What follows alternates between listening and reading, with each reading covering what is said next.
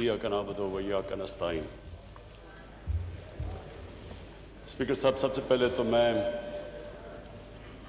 अपनी parliamentary party को, party का और अपने एलाइज का सबसे पहले शुक्रिया अदा करना चाहता हूं कि जिस तरह उन्होंने पूरी इस बजट में शिरकत की और भरपूर तरीके से शिरकत की। मैं आप सबका शुक्रिया अदा करना चाहता हूं।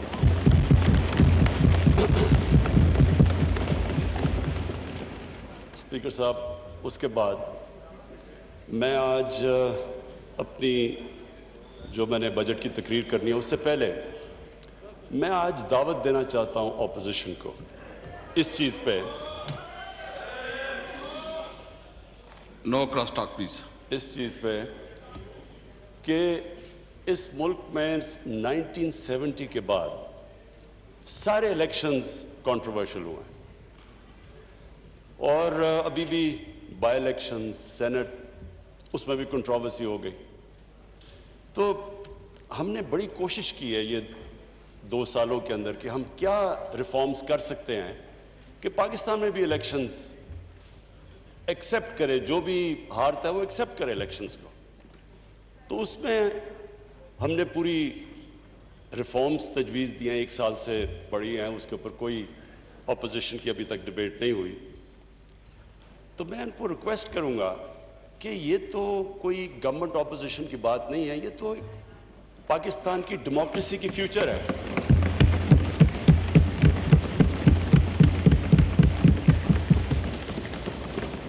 स्पीकर साहब, क्योंकि मेरी 21 साल जिंदगी इंटरनेशनल क्रिकेट में गुजरी, तो मैं सिर्फ अपने तजर्बे से बताना चाहता हूं कि जब हम क्रिकेट खेलते थे तो अपने अपने अंपायर मुल्क खड़े करते थे और होता क्या था कि जो हारने वाला है वो हार नहीं मानता था।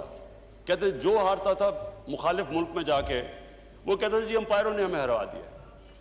और मुझे फख्र है इस चीज पे कि मैं एज पाकिस्तान कैप्टन पूरी कैंपेन की और पाकिस्तान वो मुल्क था जिसने क्रिकेट हिस्ट्री में पहली दफा न्यूट्रल अंपायर्स खड़े किए।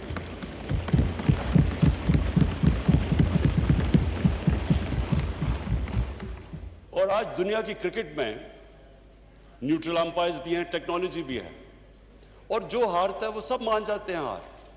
यानी सारा जो क्रिकेट के अंदर जो फेयरनेस थी वो उस लेवल पे है कि अब ये इशू खत्म हो गया अंपायरिंग का। मैं यही रिक्वेस्ट करता हूं कि अब टाइम आ गया है कि हम भी इलेक्शन लड़ें और किसी को ये फिक्र ना हो कि जी मुझे कोई धांधली से हरा दिया जाएगा।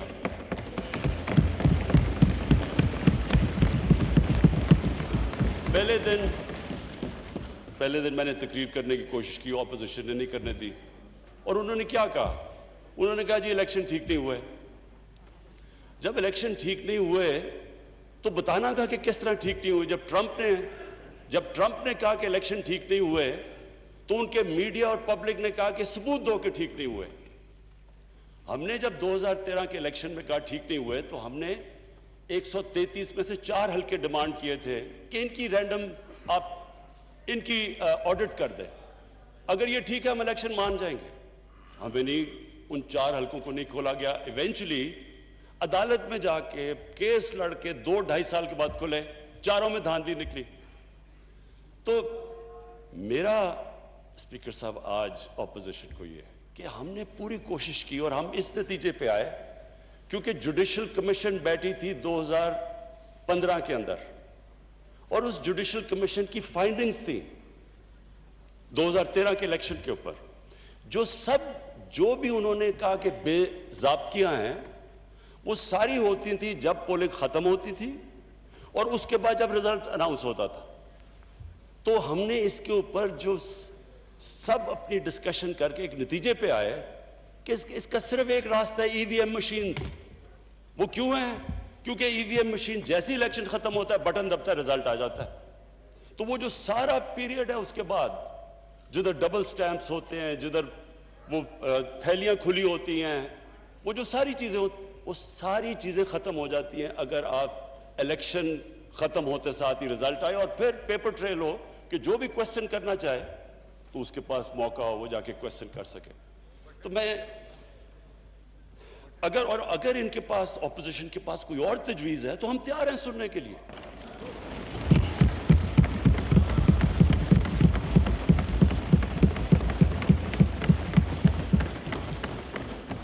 لیکن یہ تو کوئی ہر الیکشن اگر آج آپ کچھ اس پہ کوئی ریفارم نہیں کریں گے یہ تو پھر ہر الیکشن کے اندر یہی سلسلہ ہوگا, جس طرح بائی الیکشن, جس طرح سینٹ کے اندر. تو یہ ایک میری ریکویسٹ تھی. اچھا جی, اب میں اس بجٹ کے اوپر آتا ہوں. میں اس بجٹ کے اوپر بات کرنے سے پہلے اپنی ویژن کی بات کرنا چاہتا ہوں کہ ہماری ویژن کیا پاکستان کی, اور جو بجٹ ہے وہ ریفلیکٹ کرنا چاہیے جو ایک ملک کی ویژن ہے. مجھے خوشی اس لیے, اور میں شوکت ترین آپ کو اور آپ کی ساری اکنامک ٹیم کو آج خراج تحسین اس لیے پیش کرتا ہوں کہ آپ نے جو میری ویژن تھی پاکستان کی اس کے مطابق آپ نے بجٹ بنایا.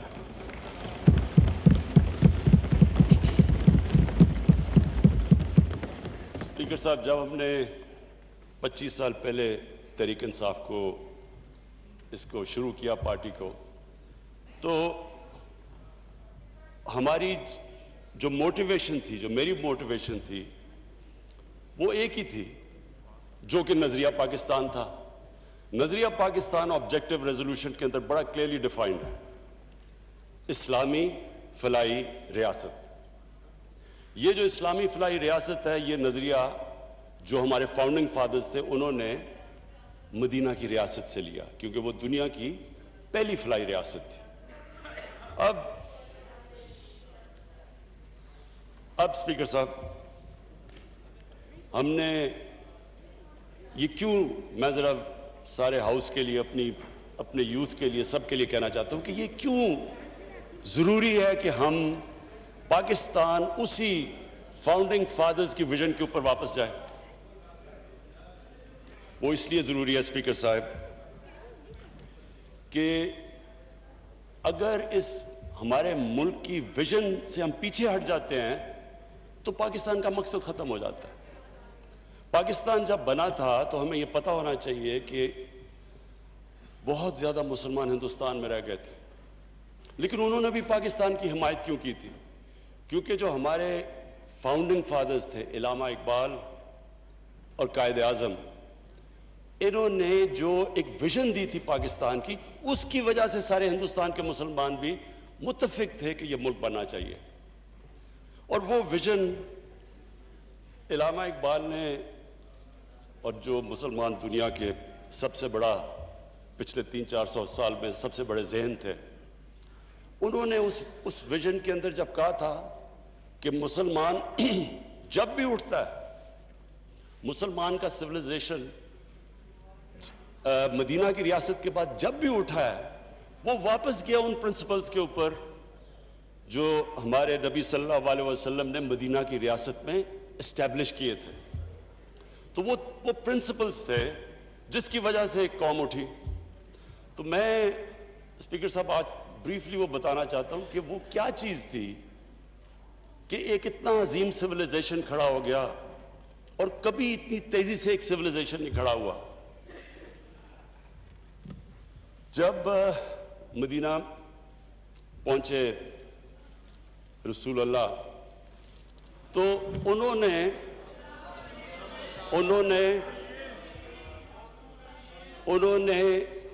مدینہ کی ریاست میں جو پرنسپلز طے کیے, یہ دنیا کی تاریخ اس کی گواہ ہے کہ ان کے مدینہ کے آنے کے بعد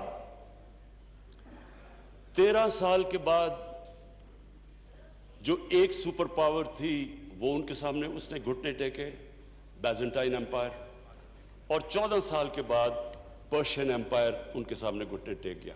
یہ تاریخ کا حصہ ہے.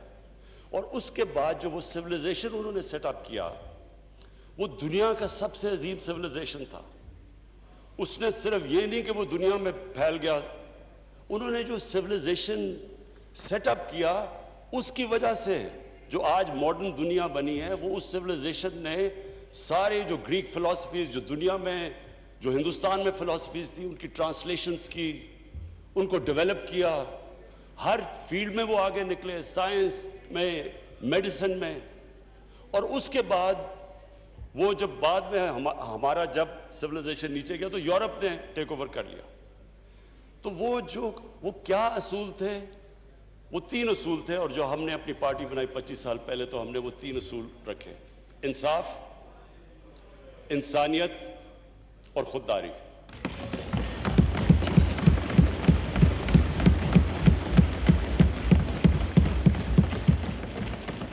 اور یہ 3 ہماری ویژن سٹیٹمنٹ میں ہیں کہ ہم یہ سمجھتے ہیں کہ جو ہمارا بجٹ ہے وہ ریفلیکٹ کرنا چاہیے یہ 3 پرنسپلز. اس سے پہلے میں آج اپنی اکنامک ٹیم کو خراج تحسین پیش کرتا ہوں.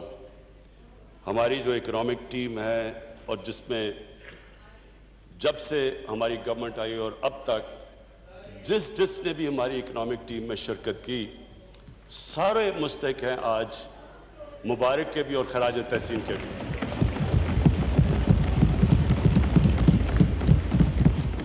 اس ہال میں ہمارے اسپیکرز نے سب نے بتایا کہ کس طرح کا پاکستان ہمیں ملا. جب ہماری گورنمنٹ آئی تو جو سب سے بڑے ہمیں پرابلم تھا وہ جو ٹرم استعمال کرتے ہیں کرنٹ اکاؤنٹ ڈیفیسٹ. جو کرنٹ اکاؤنٹ ہے وہ میں عام لوگوں کے لیے سمجھانے کے لیے کہ کرنٹ اکاؤنٹ کا مطلب یہ ہے کہ ملک میں ڈالرز کتنے آ رہے ہیں اور ملک سے باہر کتنے ڈالرز جا رہے ہیں. اس کا پاکستان کی تاریخ کا سب سے بڑا ڈیفیسٹ تھا. اس کا مطلب یہ کہ ہماری جو کرنسی تھی وہ خطرے میں تھی، کیونکہ اتنا بڑا جب خسارہ تھا، ڈالرز کی کمی تھی. ڈالرز کی کمی تھی تو ڈالرز نے اوپر جانا تھا، کرنسی نے ڈی ویلیو ہونا تھا. اس کے لیے جو سب سے بڑا ہمیں آتے ساتھ ہی سروائیول کا جو شروع میں پیریڈ تھا، ہم سب نئے تھے، ٹیم نہیں تھی، تجربہ نہیں تھا. تو اس کے اندر اتنے بڑے کرائسس میں اس لیے اپنی ٹیم کو خراج تحسین پیش کرتا ہوں کہ ہم نے بڑے مشکل قدم اٹھائے اپنی اکانومی کو سٹیبلائز کرنے کے لیے. تکلیف دہ تھے، اور اسپیکر صاحب وہ تکلیف دہ ایسے تھے کہ آپ ایک ملک اگر گھر کی مثال لے لیں، میں سب کے لیے ایک آسانی پیدا کرنا چاہتا ہوں کہ ہمارے سارے جو بھی آج دیکھ رہے ہیں سب کو سمجھ آ جائے کہ وہ کیا مشکل تھی پاکستان کو. ایک گھر مقروض ہو جاتا ہے، آمدنی اور خرچے میں بڑا خسارہ ہو جاتا ہے، کرایہ دار آ رہا ہے، لوگ آ رہے ہیں پیسے مانگنے کے لیے، قرضے لیے ہوئے ہیں. تو وہ گھر کیا کرتا ہے؟ وہ صرف دو چیزیں کر سکتا ہے: اپنے خرچے کم کرتا ہے اور اپنی آمدنی بڑھانے کی کوشش کرتا ہے. تو جب وہ اپنے خرچے کم کرتا ہے تکلیف ہوتی ہے گھر کو. خرچے جب کم کرتا ہے، اگر آپ کے بچہ ایک اچھے سکول میں جا رہا ہے، اس کو آپ کو نکال کے دوسرے اس سکول میں گورنمنٹ سکول میں ڈالنا پڑتا ہے. اگر آپ کا گاڑی ہے تو موٹر سائیکل لو، اگر موٹر سائیکل ہے تو سائیکل لینا پڑتا ہے. وہ جو بھی گھر اس سچویشن میں ہوتا ہے اس کو اس مشکل وقت سے گزرنا پڑتا ہے جب تک اس کی آمدنی اوپر نہیں آتی. تو ہمارے لیے وہ مشکل فیصلے کرنے تھے. لوگوں کو تکلیف ہوئی، عوام بڑی مشکل سے گزری، اور کئی ابھی بھی گزر رہے ہیں. لیکن اس کے علاوہ جب ایک ملک مقروض ہو جائے اور جب ایک ملک اس مشکل میں پڑ جائے، اس کے علاوہ دوسرا اور کوئی راستہ نہیں ہے اس کا. کوئی بھی ملک لے لیں، جب ترکی میں پرائم منسٹر تب اردوغان آئے تو ان کو بھی جب ترکی کو جو وہ بھی قرضے میں ڈوبے ہوئے تھے، ان کو بھی IMF کے پاس جانا پڑا، لیکن وہ بھی 2-3 سال مشکل وقت سے گزرے. تو مجھے آج یہ خوشی ہے کہ ہماری اکنامک ٹیم نے جس طرح کے فیصلے کیے، جس طرح ہم وہ چیلنجز لیے اور جس طرح ان چیلنجز سے نکلے. ایک تو اکنامک چیلنج تھا، دنیا میں باہر گئے، پیسے اکٹھے کرنے کی پوری کوشش کی. میں آج پھر اپنے وہ ملکوں کا شکر گزار ہوں جس طرح UAE نے ہماری مدد کی، سعودی عربیہ نے ہماری مدد کی، چائنا نے ہماری مدد کی.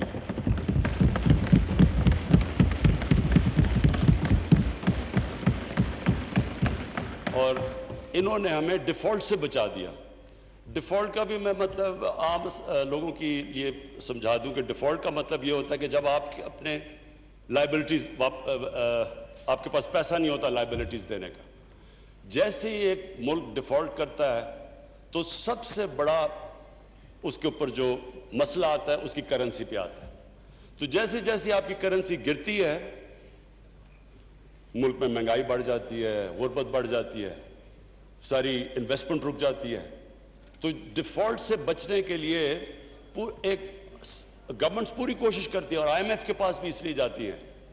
ہم نے شروع میں جب ہماری آئی ایم ایف سے نیگوسیشنز تھی, ہم نے کوشش کی کہ ہم نہ جائیں.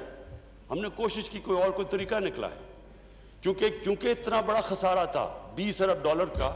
جو آئی ایم ایف کنڈیشنز دے رہی تھی وہ بڑی مشکل تھی, اس سے لوگوں کو بڑی تکلیف ہونی تھی. اس لیے ہم کوشش کرتے رہے کہ ہمیں کوئی اور سورسز سے پیسہ مل جائے, لیکن آخر ہمیں جانا پڑا. اور آئی ایم ایف کی جو کنڈیشنز تھی وہ مشکل تھی, اور اس سے عوام کو تکلیف تھی.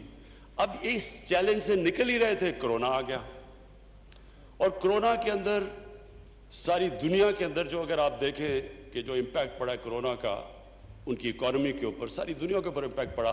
تو ایک اکانومی جو پہلی تکلیف میں تھی اس کے اوپر سے کرونا آ گیا. میں آج پھر سے, میں پہلے بھی ان کو خراج تحسین پیش کر چکا ہوں اپنی این سی او سی اسد عمر آپ کی اور آپ کی ٹیم کو.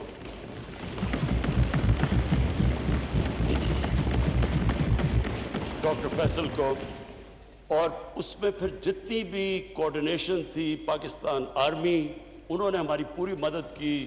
ہم نے انٹیلیجنس پوری ان سے لی. جو بھی پھر ہم نے ہاٹ سپاٹس اور پھر ان کو لوگوں کو ٹریک اینڈ ٹریس, اور ڈاکٹر فیصل جس نے پوری ایکسپرٹ اوپینین ہمیں دیتا رہا کہ یہ دنیا میں یہ ہو رہا ہے تو آپ کو یہ جو بھی قدم ہمیں اٹھانے چاہیے.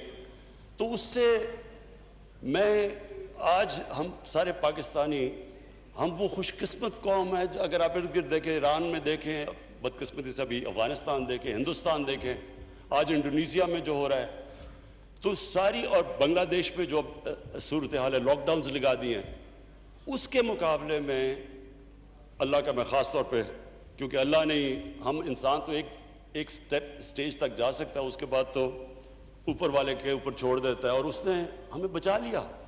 ہم جس طرح نکلے اس سے,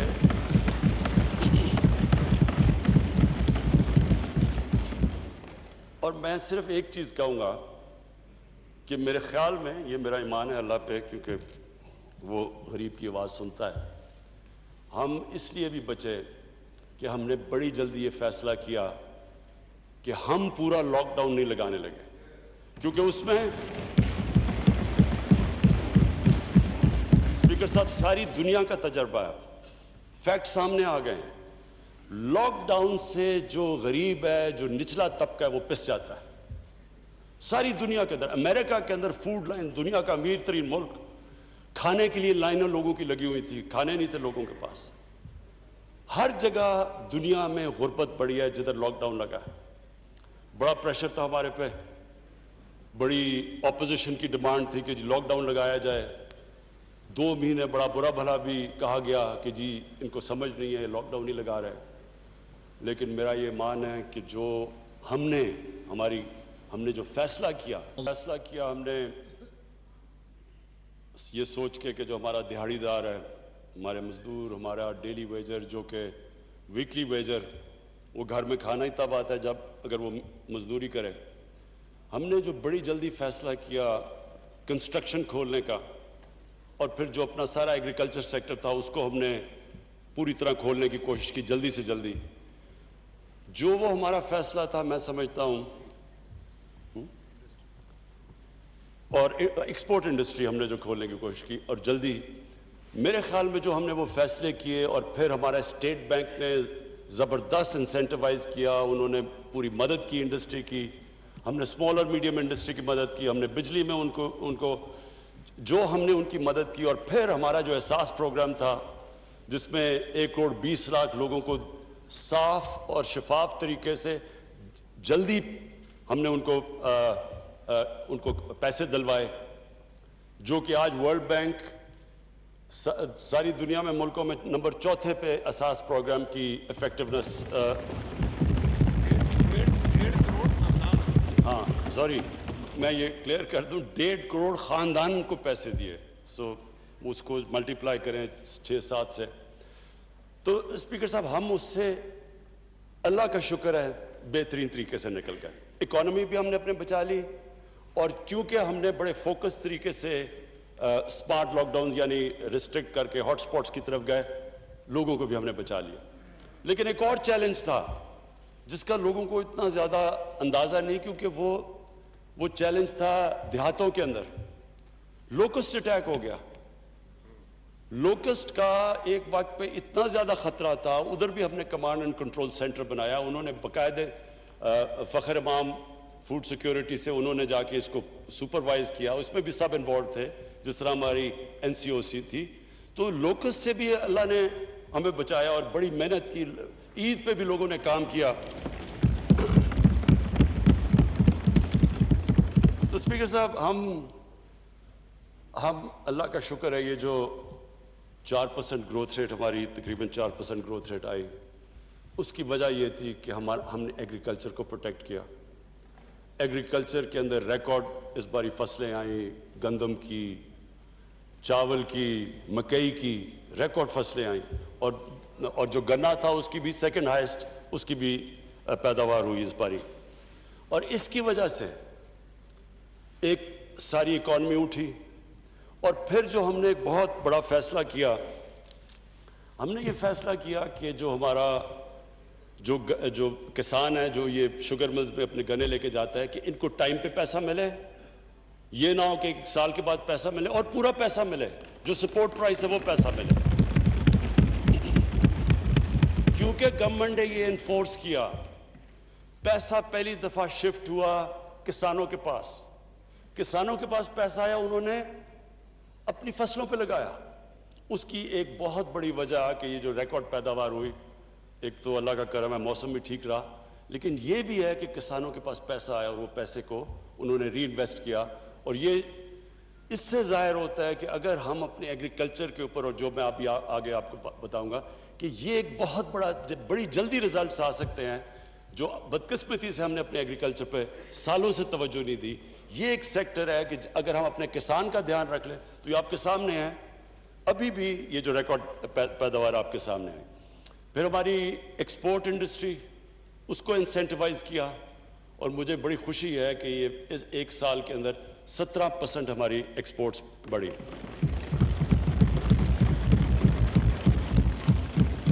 स्पीकर साहब, जो जून का महीना था, जून के महीने में हमारी जो एक्सपोर्ट सिर्फ जून के महीने में हुई वो $2.7 अरब हुए, जो ऑल टाइम पाकिस्तान रिकॉर्ड है एक महीने के अंदर। और फिर हमने जो अपनी कंस्ट्रक्शन इंडस्ट्री को इंसेंटिवाइज किया, जो रुकावटें थी वो दूर की। हमने बाकायदा जो कंस्ट्रक्शन इंडस्ट्री के अंदर लोग थे उनसे मुज़ाकरात करके हमने हर कोशिश की कि इनको इंसेंटिव्स दिए जाएं, क्योंकि जब कंस्ट्रक्शन इंडस्ट्री चलती है तो उसके साथ, और ख़ास तौर पे हाउसिंग, तो जितने 30 इंडस्ट्रीज रिलेटेड है वो सारी चलनी शुरू हो जाती हैं। तो इसकी भी वजह से ये जो ग्रोथ रेट हमारी बड़ी आखिर में, ये अल्लाह का करम था। अब आगे मैं फ्यूचर में बता दूं, उसके बाद वापस जाता हूं अपनी विजन के ऊपर। देखिए, फ्यूचर में हम बड़े क्लियर हैं कि अब पाकिस्तान का डायरेक्शन क्या है। हमारी जो ग्रोथ होगी वो एक्सपोर्ट लेड, एक्सपोर्ट्स के ऊपर अब हम पूरी तवज्जो दे रहे हैं। और अभी जो हमारी जो इंपोर्ट्स बढ़ी हैं, उसकी एक बहुत बड़ी वजह यह है कि एक्सपोर्ट्स के लिए मशीनरी इंपोर्ट की जा रही है, और ये टाइम लैग के साथ इंशाल्लाह आप देखेंगे कि हम पाकिस्तान की रिकॉर्ड एक्सपोर्ट्स पर पहुंच जाएंगे। दूसरी चीज हमारा एग्रीकल्चर सेक्टर, एग्रीकल्चर सेक्टर के अलावा जो मैं इंडस्ट्री के एक और बात कर दूं कि स्मॉल और मीडियम के ऊपर हम असल तवज्जो दे रहे हैं। पहले लार्ज स्केल मैन्युफैक्चरिंग के अंदर हमारी 9% ग्रोथ रेट हुई है। स्मॉल और मीडियम के ऊपर प्रॉब्लम यह है कि उनको बैंक्स कर्जे नहीं देते। अब उनके लिए फाइनेंस मिनिस्टर तरीके ढूंढ रहे हैं कि हम कैसे स्मॉल और मीडियम इंडस्ट्री को कर्जे दे सकते हैं, क्योंकि उनके पास कोलैटरल नहीं होता। उनके लिए पूरी पॉलिसी डिवाइस करें, और जो रेगुलेशंस हैं उनको आसान करते जा रहे हैं, क्योंकि इतने ज्यादा रेगुलेशंस होते हैं वो स्मॉल और मीडियम इंडस्ट्री चलने का, उसका वो रजिस्ट्री नहीं होते डर के रेगुलेशन से। तो उसके ऊपर पूरी अब इंसेंटिवाइज कर रहे हैं उनको। जो एग्रीकल्चर है उसमें हम कई चीजें कर रहे हैं। एक तो पंजाब ने बड़ा जबरदस्त काम किया, किसान कार्ड लेके आ रहा है। किसान कार्ड से एक डेटाबेस होगा, सारे किसानों को रजिस्टर कर रहे हैं हम, और जो छोटा किसान है, छोटे किसान को जो 13 एकड़ से कम किसान है, उसको डायरेक्ट सब्सिडाइज करेंगे, उनको खादों के ऊपर, उनकी पेस्टिसाइड्स के ऊपर। फिर अगर कोई, जिस तरह बखर में अभी मैंने सुना है कि वहां उनकी जो फेल हो जाती है, 3 साल से उनके जो चने की क्रॉप फेल होगी, उनको डायरेक्ट मदद करेंगे। तो ये पहली दफा एक किसान कार्ड के जरिए डायरेक्ट मदद करेंगे अपने किसानों के लिए। फिर जो भी इस बार फाइनेंस मिनिस्टर ने जो पैसा रखा है, $60 अरब फेडरल गवर्नमेंट ने, अच्छा सॉरी 60 अरब रुपया जो हमारी फेडरल गवर्नमेंट ने रखा है, जो पिछली गवर्नमेंट के आखिरी साल में 1.5 अरब था।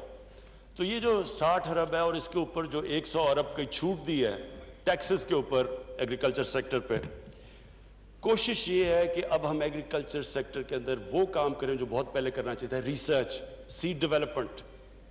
ये सबसे इंपॉर्टेंट है,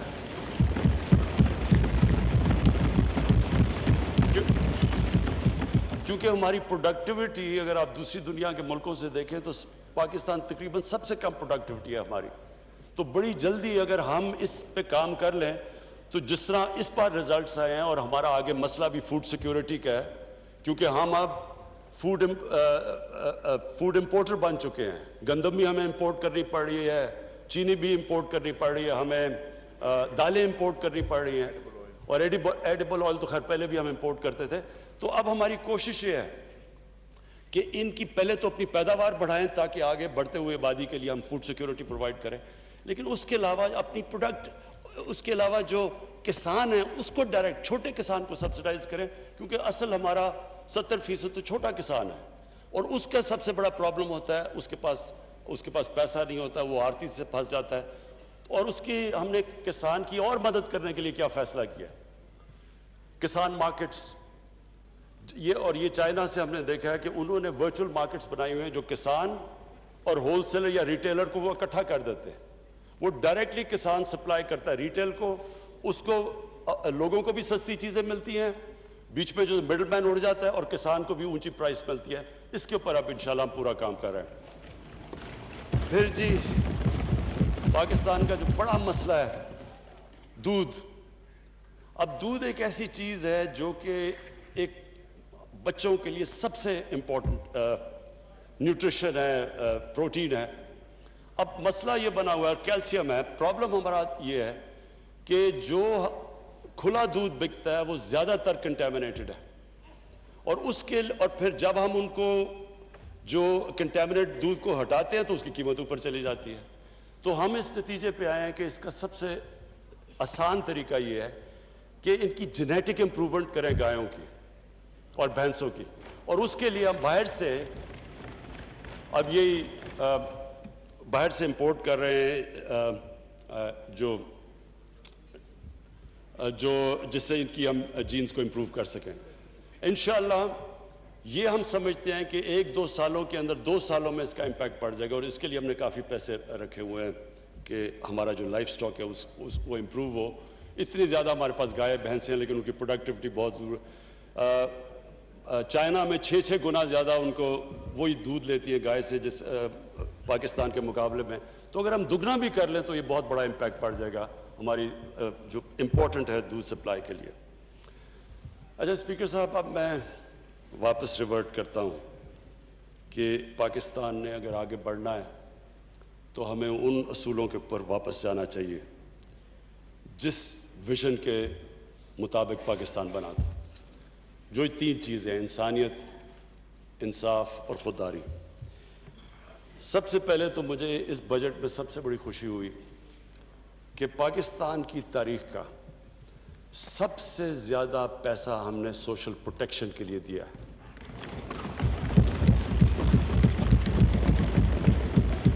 हमारी तारीख में कभी इसके करीब भी रिसोर्सेज कभी भी निचले तबके को ऊपर उठाने के लिए नहीं किया। जो मदीना की रियासत में जो असूल रखा गया था, पैसे नहीं थे अभी उनके पास। शुरू में मदीना में मुसलमान बड़े गरीब थे, लेकिन रसूलुल्लाह ने, नबी सल्लल्लाहु अलैहि वसल्लम ने शुरू में ही कह दिया کہ ہماری سب سے بڑی کوشش ہوگی کہ جو کمزور طبقہ ہے، جو بیوہ ہیں، جو یتیم ہیں، جو معذور ہیں، غریب ہیں، ان کو ریاست نے ان کی ذمہ داری لی تھی. یہ پہلی دفعہ دنیا میں ایک ویلفیئر اسٹیٹ بنی تھی. تو پاکستان شروع سے ہی ہمیں جس طرف جانا چاہیے تھا ہم نہیں گئے، ہم دوسری طرف چلے گئے. ہم نے کہا پہلے پیسہ آئے گا پھر ویلفیئر اسٹیٹ بنے گی، کہ جو اوپر سے جو ورڈ یوز کیا جاتا ہے ٹرکل ڈاؤن ایفیکٹ ہوگا، پیسہ ہوگا تو پھر وہ پیسہ نیچے آئے گا. یہ ٹرکل ڈاؤن ایفیکٹ مدینہ کی ریاست میں نہیں تھا. پہلے انہوں نے ذمہ داری لی اپنے کمزور طبقے کی، پہلے ریاست نے ان کو اوپر اٹھایا اور پھر خوشحالی آئی. اصل میں جو ایمان والے لوگ ہیں وہ یہ جانتے ہیں کہ کامیابی تو اللہ نے دینی ہوتی ہے، کوشش انسان کرتا ہے، وہ دیکھتا ہے. وہ پھر سے میں یہ کہوں گا، وہ غریب کی آواز سنتا ہے. جب آپ نچلے طبقے کی مدد کرتے ہیں، دکھی انسانیت کی، اوپر والے سے برکت آتی ہے. اور یہ ہمارے سامنے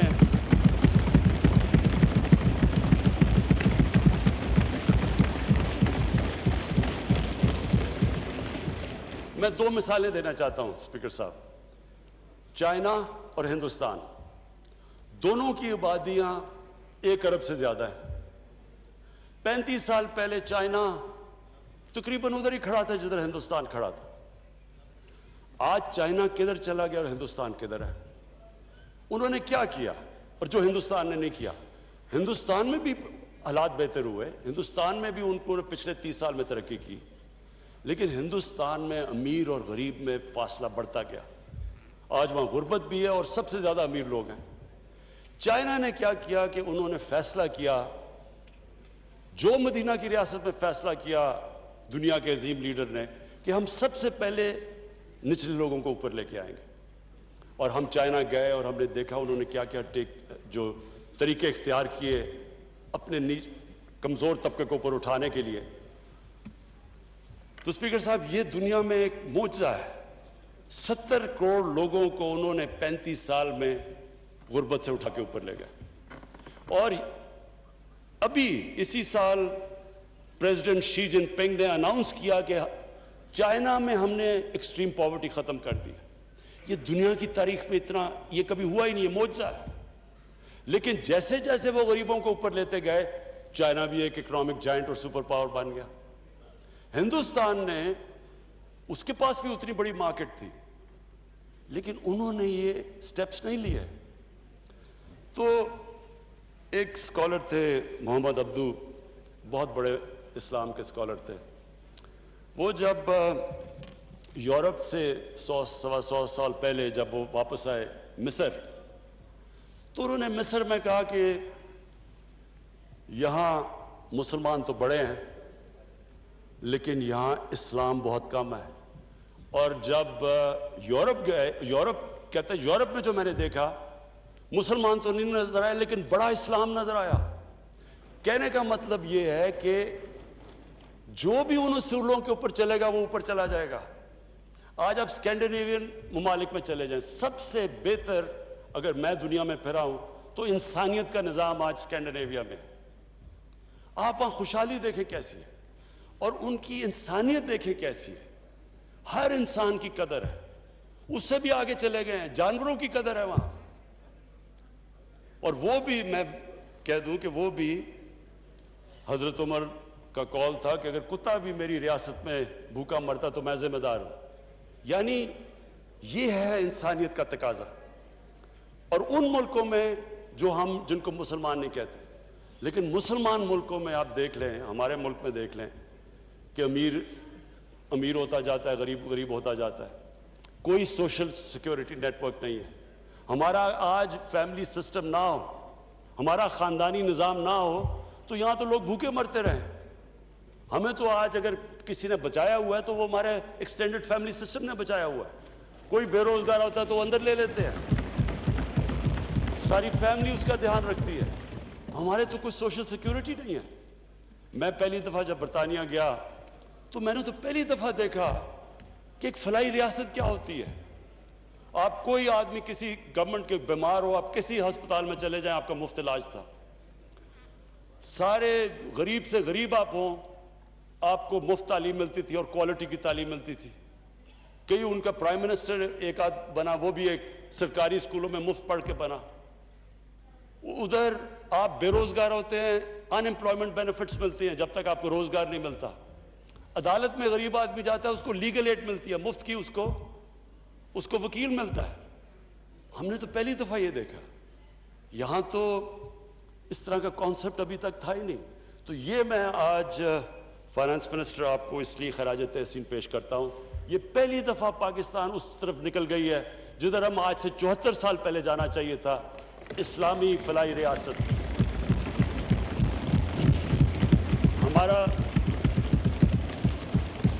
ہم نے 500 ارب روپیہ ہم نے رکھا ہوا ہے, ایک نیا پروگرام لے کے آ رہے ہیں, کامیاب جوان, کامیاب پاکستان. کامیاب جوان اس کا حصہ ہے, اوور آل کامیاب پاکستان. اور مقصد اس کا یہ ہے کہ ہم 40 سے 50 لاکھ جو ہمارے سب سے نچلا طبقہ, اور ہمارے پاس تقریباً سارا ڈیٹا بیس تیار ہو گیا ہے. انشاءاللہ ہمارے پاس اگلے مہینے تک سارا پاکستان کا ہم اپنا ڈیٹا بنایا ہے کہ ساری انکم لیولز کے ہمارے پاس اب ڈیٹا آ گیا ہے کہ کون سی فیملی کے کتنے پیسے ہیں, کتنی انکم ہے. اور اس کے مطابق ہم نے یہ فیصلہ کیا کہ جو نچلا 40 سے 50% خاندان ہیں ان کو ہم اس کامیاب پاکستان کے نیچے لانے لگے. 500 ارب ان کے لیے ہم نے ڈیڈیکیٹ کیا ہے. اس میں 4 چیزیں ہوں گی. سب سے پہلے سستے سود کے بغیر قرضے. کسان جو ہوں گے ان کو 3 لاکھ دیں گے سود کے بغیر قرضہ, چھوٹے کسانوں کے لیے. اور جو شہر کے اندر ہم ان کو پیسے دیں گے تاکہ وہ اپنا کوئی کاروبار شروع کر سکے. دوسری چیز ہم اسپیکر صاحب ان کے لیے وہ کام کر رہے ہیں جو میں ہمیشہ سوچتا تھا کہ اللہ نے کبھی موقع دیا تو وہ ہم اس ملک میں کریں گے. Health card, health insurance. جو میں اپنے جو ہمارے پی ٹی آئی کے 3 صوبے ہیں, پنجاب, پختونخوا اور جی بی, ان کو میں آج خاص یہ اس لیے مجھے خوشی سے میں ان کی تعریف کرنا چاہتا ہوں. اور بلوچستان وہ ہماری کولیشن گورنمنٹ ہے, ادھر بھی میری جام کمال سے بات ہو چکی ہے کہ سارے شہریوں کو ہم نے, سارے جتنے بھی خاندان ہیں ان سب کو ہم نے ہیلتھ انشورنس دینی ہے.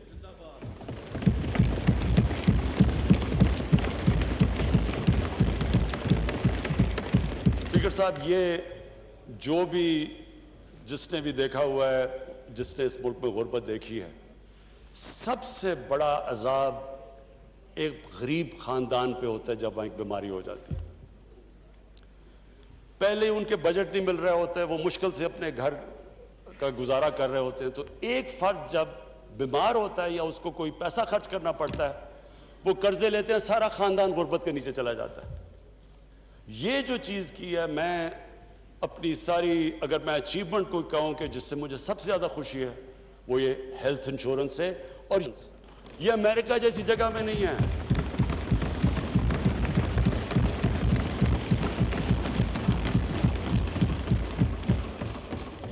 اسپیکر صاحب, ڈیولپڈ ملکوں کے اندر بھی پریمیم دینا پڑتا ہے ہیلتھ انشورنس کا. یہاں مفت انشورنس دے رہے ہیں اپنے سارے خاندانوں کو. یہ میں نے آپ کو بتایا جتنے صوبے ہمارے نیچے ہیں. اور یہ صرف ایک ہیلتھ انشورنس نہیں ہے اسپیکر صاحب, یہ ہیلتھ سسٹم ہے. یہ اب پاکستان میں ماڈرن ہیلتھ سسٹم انشاءاللہ بنے گا. وہ کیسے؟ اب کیا ہوتا ہے کہ سرکاری ہاسپٹل صرف بناتے ہیں دیہاتوں کے اندر, چھوٹے شہروں میں. بڑے شہروں کے اندر صرف کمرشل ہاسپٹل بنتے ہیں, پرائیویٹ سیکٹر صرف وہاں آتا ہے, کیونکہ چھوٹے شہروں میں وہ پیسے نہیں دے سکتے. غریب آدمیوں کے پاس بائنگ پاور نہیں ہوتی, تو وہ وہاں ہاسپٹل نہیں جاتے. یہاں سرکاری ہاسپٹل جب آپ لے کے جاتے ہیں ڈسٹرکٹس میں, وہاں ڈاکٹرز نہیں جاتے. وہاں آپ ہاسپٹلز دیکھیں وہ خالی پڑے رہتے ہیں, بڑی مشکلوں سے ایکسٹرا پیسے دینے پڑتے ہیں. پختونخوا میں انہوں نے ایکسٹرا ان کے لیے پیسے دیے تاکہ ڈاکٹرز جا سکیں. اب یہ جو ہیلتھ کارڈ ہے, اس سے اب دیہاتوں کے اندر لوگوں کے پاس بائنگ پاور آ گئی ہے. وہ اپنا علاج کروا سکتے ہیں, وہ پیسے دے سکتے ہیں. اور ہیلتھ کارڈ صرف سرکاری ہاسپٹل میں نہیں, किसी भी हॉस्पिटल के अंदर हेल्थ कार्ड इस्तेमाल हो सकता है।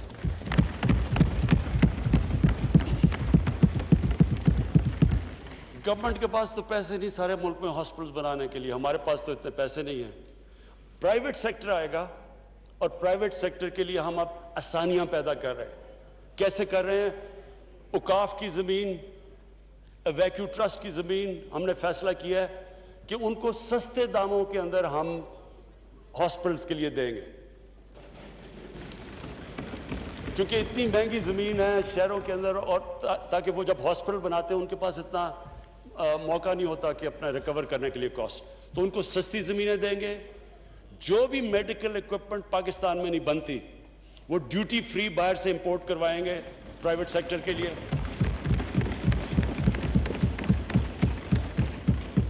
और इंशाअल्लाह मेरे ख्याल में ये जो एक ऐसा हमने कदम उठाया है, ये एक रेवोल्यूशनरी स्टेप है। और ये तो नंबर 1 कर्जे, नंबर 2 हेल्थ कार्ड उनको देंगे सारी फैमिलीज को, वो वैसे भी हम कवर कर रहे हैं। तीसरी चीज हमने इनके लिए टेक्निकल एजुकेशन, एक फर्द को एक खानदान में टेक्निकल एजुकेशन देंगे ताकि उसके पास हुनर आ जाए, ताकि वो कमाई अपनी कर सके। और फिर स्पीकर साहब, जो उसके बाद मुझे इसके बाद जो हमारा बड़ा जबरदस्त इंशाअल्लाह ये प्रोग्राम टेक ऑफ करने वाला है, लो कॉस्ट हाउसिंग। आम लोगों के लिए वो घर जो कि लोग खरीद नहीं सकते थे अब तक, तनख्वाहदार तबका है, वेल्डर है, मजदूर है, किसी के पास कैश नहीं था घर अपना बनाने के लिए। इसलिए हमारे शहरों के अंदर कच्ची आबादियां फैलती जा रही हैं, क्योंकि किसी ने सोचा ही नहीं कि आम आदमी कैसे घर शहर में खरीद सकता है। और ये सारी जगह पे आप देख लें, कराची में इतनी महंगी जमीन है, वहां तकरीबन 30-40% कराची कच्ची आबादियां हैं, लाहौर के अंदर कच्ची आबादियां, बड़े शहरों में किधर से गरीब आदमी आके शहर में अकोमोडेशन ले सकता है। तो ये एक बहुत बड़ा स्टेप है कि हमने अब बड़ी मेहनत से एक कानून जो फंसा हुआ था अदालतों के अंदर, कई सालों से फंसा हुआ था, फोरक्लोजर लॉ, वो हमने अदालतों से क्लियर करवाया। फिर बैंकों से बैठे, फिर बैंकों को इंटरेस्ट किया उसके अंदर। अभी बैंकों को प्रैक्टिस नहीं है, उनको आदत नहीं है कि छोटे लोगों को कर्जे देने के लिए, लेकिन उनसे हम मुसलसल मीटिंग्स कर रहे हैं। स्टेट बैंक के गवर्नर भी उनको जोर लगा रहे हैं कि वो कर्जे दे छोटे तबके को।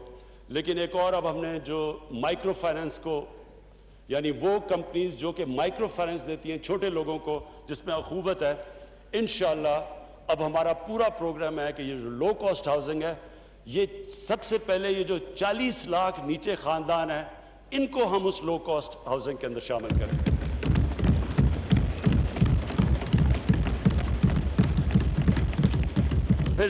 फिर स्पीकर साहब, एहसास प्रोग्राम अब हमारा इस अगले महीने, जिस तरह मैंने कहा, हमारे पूरा डेटाबेस पाकिस्तान का कंप्लीट हो जाएगा।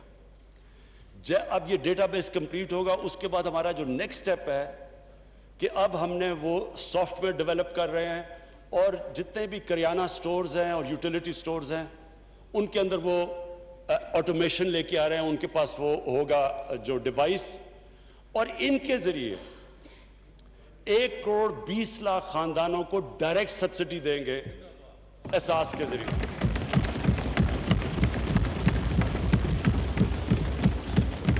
ये स्पीकर साहब, ये कभी पाकिस्तान में नहीं हुआ। ये पहली दफा होगा कि जो निचला हमारा, आप सोच लें 1 करोड़ 20 लाख खानदान, उनको डायरेक्ट सब्सिडी किस चीज की देंगे? क्योंकि एक इंटरनेशनली महंगाई बढ़ रही है, कमोडिटीज की कीमत रिकॉर्ड पे गई हुई है पिछले 1 साल के अंदर, तो हम उनको जो बेसिक है, घी है, आटा है, चीनी है, जो एक आम आदमी, दालें हैं, इनको हम ये जो 1 करोड़ 20 लाख खानदान होंगे, ये किसी भी किराना स्टोर और यूटिलिटी स्टोर पे इनका हमारा डेटाबेस पे होंगे। ये वहां जाके सब्सिडाइज्ड आटा और ये जो बेसिक चीजें हैं जो खाने पीने की, ये ले सकेंगे।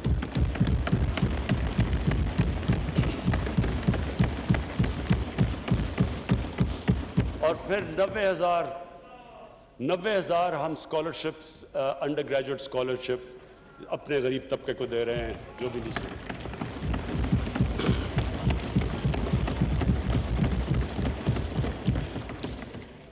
اچھا اسپیکر صاحب، پھر اب میں صرف یہ کہنا چاہتا ہوں کہ ہمارا جو اب ڈائریکشن ہے وہ نکل گیا ہے، جو کہ پاکستان کی ویژن ہے کہ ایک فلاحی ریاست کی طرف جا رہا ہے پاکستان. میں یہ بھی کہہ دوں کہ مجھے جو بڑی خوشی ہوتی ہے جب میں دیکھتا ہوں جو ہم نے پناہ گاہ بنائی ہوئی ہیں، جو مزدور ہیں بیچارے، جو محنت کش لوگ جو کہ سارا دن مزدوری کرتے ہیں اور پھر بچا کے پیسہ اپنے بیوی بچوں کو بھیجتے ہیں، تو اب ہماری پناہ گاہ کا جو جال ہے وہ انشاءاللہ ہم سارے پاکستان میں ان ایریاز میں دیتے ہیں جدھر باہر سے لوگ مزدوری کرنے آتے ہیں، تاکہ وہ سو بھی سکیں، ان کو کرایہ بھی نہ دینا پڑے، ان کو کھانا پینا بھی مل جائے، وہ صاف ان کو نہا دھو بھی لیں، اور اس کے بعد جو بھی پیسہ ان کا بچے وہ سیدھا اپنے گھر میں بیوی بچوں کو بھیجیں.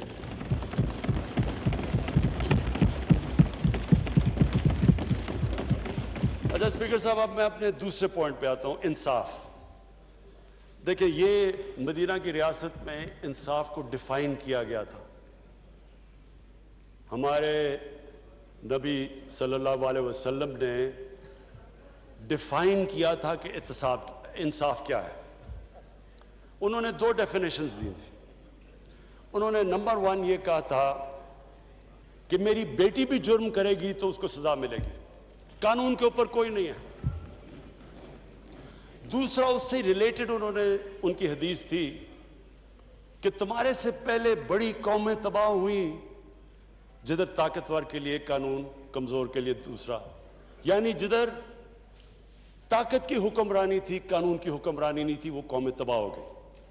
حضرت علی رضی اللہ تعالیٰ نے اس کو ڈیفائن کیا کہ کفر کا نظام چل جائے گا لیکن ظلم اور ناانصافی کا نظام نہیں چل سکتا. سو جو انصاف ہے یہ بیسس ہے سویلائزیشن کا، کیونکہ جنگل کے قانون کے اندر مائٹ از رائٹ ہے. انسانی قانون انسانیت کا جو سویلائزیشن وہ ڈیپینڈ ہی کرتا ہے جدھر انصاف ہو. ابن خلدون جو سمجھے جاتے ہیں کہ ماڈرن ہسٹری کے باپ سمجھے جاتے ہیں، ابن خلدون نے کہا، لکھتے ہیں کہ میری ساری زندگی کا تجربہ یہ ہے کہ اللہ نے انسان کو زمین پہ بھیجا اس لیے ہے کہ اس کی زمین پہ انصاف قائم کرنے کے لیے. تو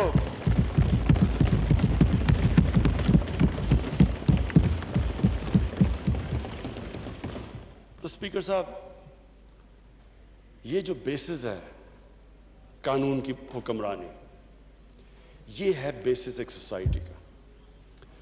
آج اگر آپ دنیا کی تاریخ سٹڈی کر لیں تو معاشرہ تو وہی اوپر گیا، خوشحال وہ ہوا جدھر انصاف ہے. شیر شاہ سوری کی میں پڑھ رہا تھا کہ جب وہ اوپر آئے وہ تو ان کو ایک جاگیر دی گئی. شیر شاہ سوری کی جو جاگیر، اٹھے شیر شاہ سوری ادھر سے کیسے اٹھا کہ اس نے اپنی جاگیر میں سب سے پہلے جتنے بڑے بڑے ڈاکو تھے ان کو اس نے فارغ کیا.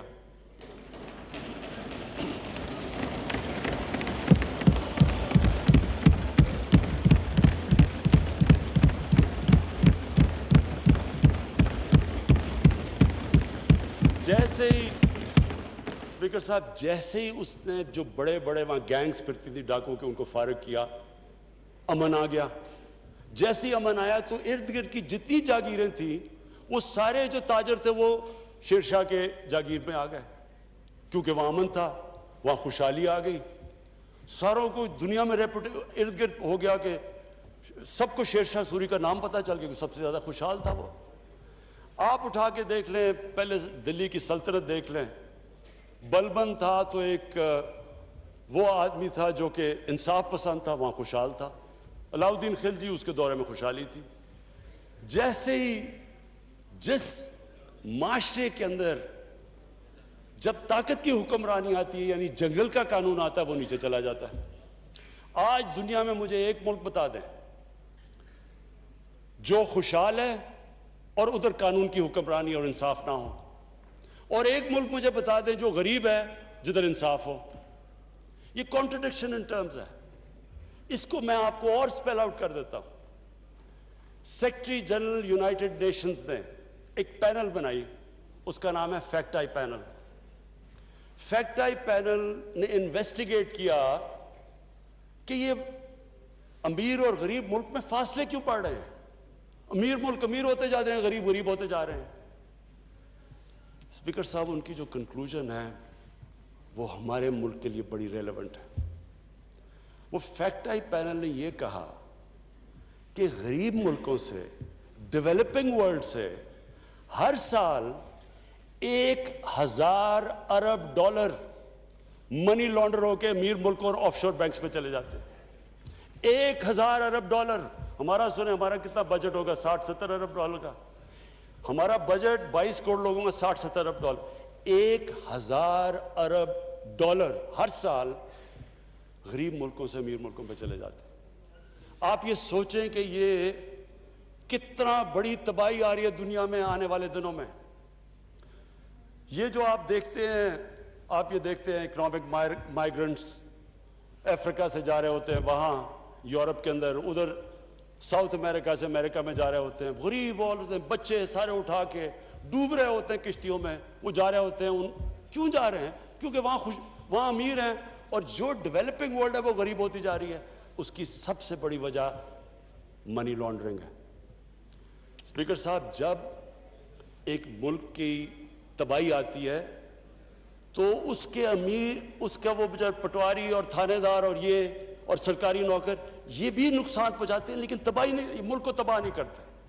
ملک کو تباہ کرتا ہے کہ جب پرائم منسٹر عمران خان اور اس کے وزیر، جب ہم پیسہ چوری کر کے ملک سے باہر بھیجتے ہیں، تب وہ ملک کی تباہی آتی ہے۔ جب یہ جو فیکٹ آئی پینل کی رپورٹ ہے کہ 1000 ارب ڈالر جو جا رہا ہے ان کو غریب ملکوں سے امیر ملکوں میں، یہ کوئی غریب لوگ تو نہیں چوری کر رہے نا، یہ تو طاقتور لوگ پیسہ چوری کر رہے ہیں۔ اور اسی لیے ہمارے رسول اللہ صلی اللہ علیہ وسلم نے کہا کہ بڑی قومیں تمہارے سے پہلے تباہ ہوئی، طاقتور کو جو چھوٹ دے دیتی ہیں اور کمزور کو پکڑ لیتی ہیں۔ کوئی قوم ہی نہیں ترقی کر سکتی۔ کوئی مجھے دنیا میں بتائیں، آپ ساری دنیا کی تیسری دنیا، سارے افریقن ریپبلکس دیکھ لیں، کتنے ملک ترقی کر رہے ہیں جدھر یہ ہو رہا ہے۔ اور اسپیکر صاحب، یہی سٹرگل ہے، پاکستان کی سٹرگل ہے رول آف لا کی۔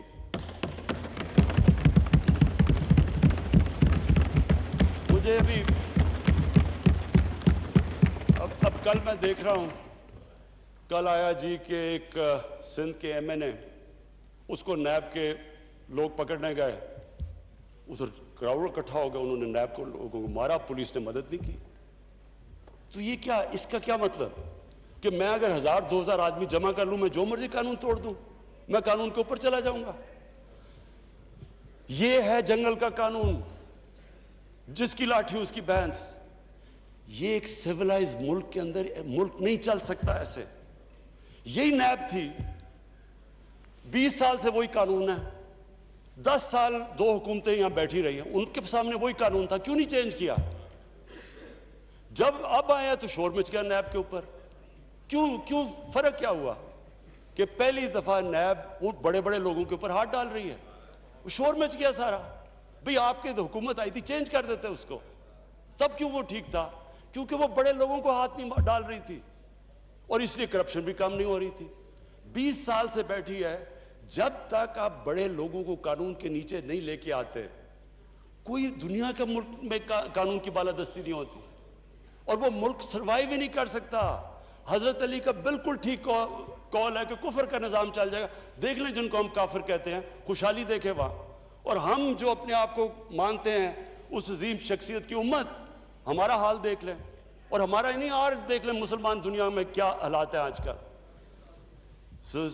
اسپیکر صاحب، جو دوسرا، جو آج سے اتنی دیر پہلے جب ہم نے یہ پارٹی شروع کی تھی تو ہم نے جو انسانیت اور انصاف کا رکھا تھا، وہ اس لیے تھا کہ جب تک یہ کرپشن تو سمٹمز ہے نا انصافی کی، یہ جو قبضہ گروپ ہے یہ سمٹمز ہیں جس ملک میں انصاف نہیں ہے۔ کیوں نہیں اسکینڈینیویا کے اندر قبضہ گروپ، کیوں نہیں زمینوں کے قبضے کر رہے وہاں؟ کیونکہ ان کی پشت پہ بیٹھے ہوتے ہیں۔ جب اوپر سے کرپشن تو اوپر سے نیچے آتی ہے، جب آپ پروٹیکٹ کر رہے ہیں ایک نون قبضہ، ابھی لاہور میں نون قبضہ گروپ، اس کی جا کے جب اس کا جو قبضہ جو سرکاری زمین پہ اس نے کیا ہوتا وہ چھڑوایا تو کہا گیا جی کہ یہ دیکھیں جی یہ بہت بڑا ظلم ہو رہا ہے. بھئی آپ کے پاس لینڈ ریکارڈز ہیں, آپ جائیں عدالتوں کے پاس, عدالتیں تو آزاد ہیں. اب یہاں کون عمران خان ٹیلی فون کر رہے ہیں جی کہ آپ یہ رد دیں؟ ہمیں کون سپریم کورٹ کے اندر, سپریم کورٹ آزاد ہے آج. کوئی کہہ سکتا ہے کہ لاہور ہائی کورٹ آزاد نہیں ہے؟ کیا کوئی کہہ سکتا ہے کہ ہماری حکومت اس کو کنٹرول کر رہی ہے؟ تو سارے آزاد ہیں. سو اسپیکر صاحب, بات یہ ہے کہ اگر پاکستان نے اپنے پوٹینشل پہ پہنچنا ہے, یہ جنگ اس قوم نے جیتنی ہے. طاقتور لوگوں کو جب تک ہم قانون کے نیچے نہیں لے کے آئیں گے,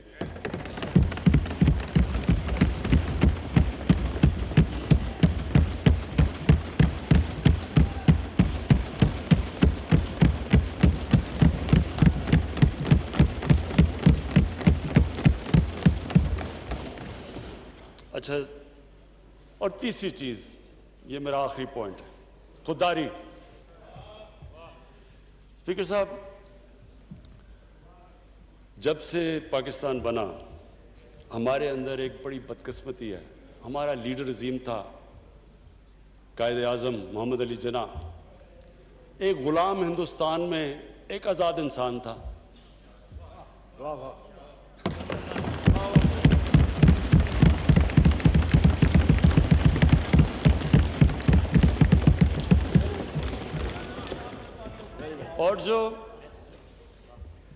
اور جو ہمارے جس کی ہم امت ہے, میں صرف ایک چھوٹی سی چیز نریٹ کرنا چاہتا ہوں, یہ بڑا امپورٹنٹ ہے سمجھنے کے لیے کہ یہ کتنی بڑی خواب تھی پاکستان.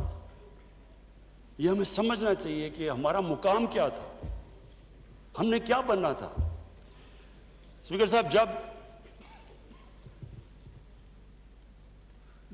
مدینہ پہنچے, مدینہ میں پہلی 625 میں پہلی جنگ بدر ہوئی, 313 لڑنے والے, مشکل سے سروائیو کیا جنگ احد اور جنگ خندق میں. اس کے بعد 628 اور 629 دو خط لکھے انہوں نے. ایک بیزنٹائن ایمپائر کا جو سیزر تھا اس وقت, ہرکلیس, اس کو لکھا. دوسرا جو پرشین ایمپائر اگلے سال لکھا, جو کہ پرشین ایمپرر تھا. دو سپر پاورز تھی. انہوں نے کہا کہ میں اللہ کا پیغام لے کے آیا ہوں, اگر آپ اس پیغام پہ چلیں گے یہ آپ کی بہتری ہے. آپ سوچیں کہ ایک چھوٹا سا جن کی حیثیت ہی کوئی نہیں, انہوں نے کیا ہمارے لیے کیا اس سے سبق ہے کہ لا الہ الا اللہ, اللہ کے سوا کوئی خدا نہیں ہے.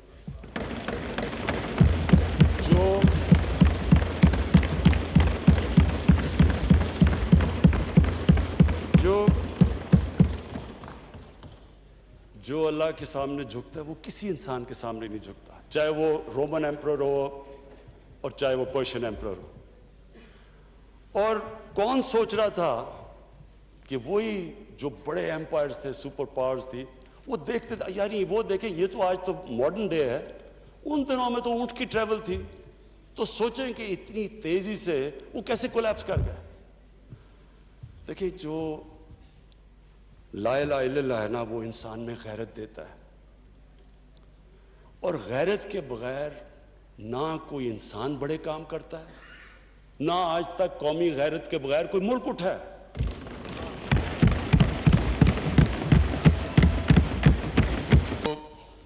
ایک پیریڈ میں تب ادھر بیٹھتا تھا اسمبلی میں, ان لوگوں کے ساتھ ہی میں ہوتا تھا ادھر, اپوزیشن میں تب پیپلز پارٹی بھی ہوتی تھی وہاں میرے ساتھ. تو ایک ہم نے ایک ملک نے فیصلہ کیا کہ امریکہ کی وار آن ٹیرر جوائن کرنے کا. میں آج اس کے اوپر اس لیے بات کرنا چاہتا ہوں کہ یہ میں بڑا, اگر میری ساری زندگی میں جو میں سب سے زیادہ پاکستانی ہوتے ہوئے مجھے ذلت فیل ہوئی ہے وہ اس ٹائم پہ ہوئی, تو اس لیے میں آج اس کی بات کرنا چاہتا ہوں. ہم نے فیصلہ کیا کہ جناب ہم فرنٹ لائن سٹیٹ بن جائیں گے امریکہ کی وار آن ٹیرر. میں اس وقت سیٹ تھی میری تب بھی میں بار بار کہتا تھا کہ اس سے جنگ سے ہمارا تعلق کیا ہے؟ القاعدہ افغانستان بیٹھی ہوئی ہے، ملیٹنٹ طالبان افغانستان میں، ہمارے پاس تو وہ بھی نہیں تھے. ہم نے کیا کیا ہے کہ ہم ان کی جنگ میں شرکت کر دیں؟ وہ جو پیریڈ ہے وہ میں اس لیے چاہتا ہوں کہ ہم ہمیشہ کے لیے، میری قوم سیکھے.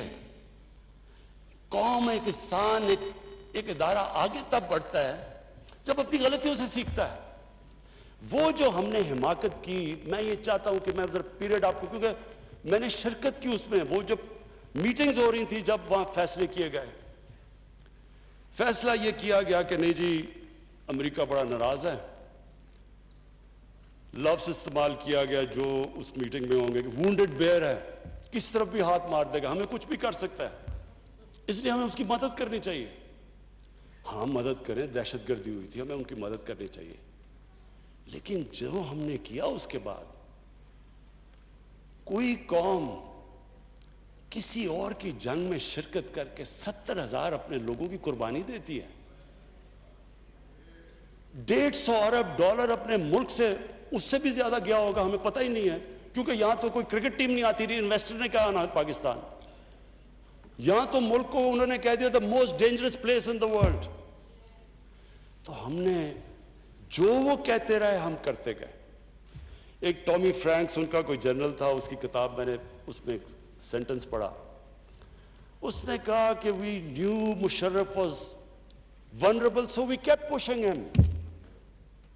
وہ جو وہ کہیں ہم کرنے کے لیے تیار ہو جائیں. لوگ اپنے وہاں پکڑا دیے، ان کو پکڑ کے گوانٹانامو میں بھجوا دیے. اپنی کتاب میں لکھا مشرف نے کہ میں نے پیسے دے کے لوگوں کو بھجوایا. کس قانون کے تحت؟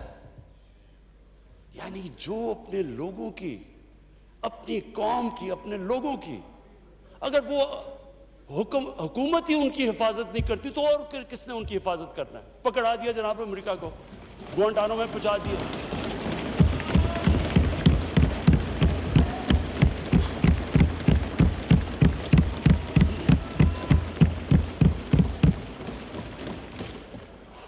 اور یہاں رکی نہیں بات. قبائلی علاقے میں جی وہاں تورا بورا کے بعد ان کے تھوڑے سے القاعدہ آ گیا.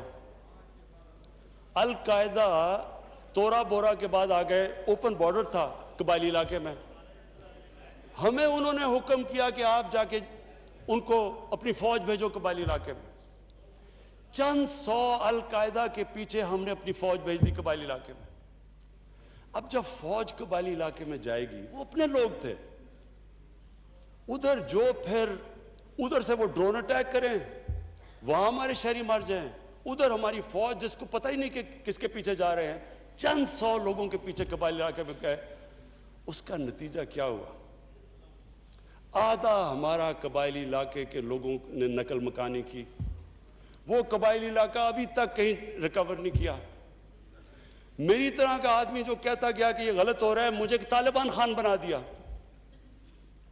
یعنی وہ میں جب کہتا تھا افغانستان میں کوئی ملٹری سلوشن نہیں، جناب یہ پرو طالبان ہے.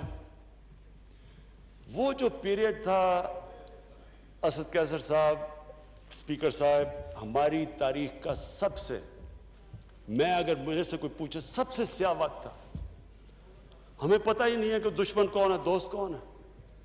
امریکہ ہمارا دوست ہے؟ کبھی یہ سنا ہے کہ آپ کا دوست اپنے ملک میں بمباری کر رہا ہو؟ کہ دنیا میں یہ سنا ہے کہ آپ کے ملک میں ڈرون اٹیکس کر رہے ہو؟ آپ کا اعلان ہے. اچھا وہ جو لوگ مرتے تھے، جن کے بیوی بچے مرتے تھے جب بم پھٹتا تھا، وہ جا کے وہ بدلہ کس سے لیتے تھے؟ وہ پاکستانی فوج اور پاکستان سے. دونوں طرف پاکستانی مر رہے ہیں. میں نے جب پوچھا کہ یہ آپ جب اٹھاتا تھا یہ کیا کر رہے ہیں، کیوں اجازت دی ہوئی ہے؟ وہ آگے سے کہتے تھے کہ کیونکہ پاکستان نہیں ان کے پیچھے جا رہا، لہذا ہمیں وہ کرنا پڑتا ہے. اسپیکر صاحب، ہمارا 30 سال سے بیٹھا ہوا ہے لندن کے اندر ایک دہشت گرد، اس کو ڈرون ماریں گے تو کیا وہ اجازت دے دیں گے ہمیں؟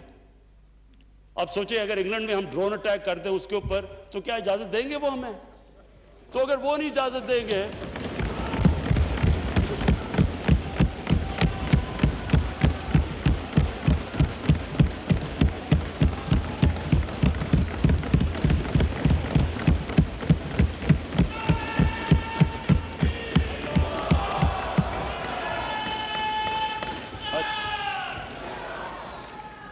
स्पीकर साहब, अगर वो इजाजत नहीं देंगे तो हमने क्यों इजाजत दी?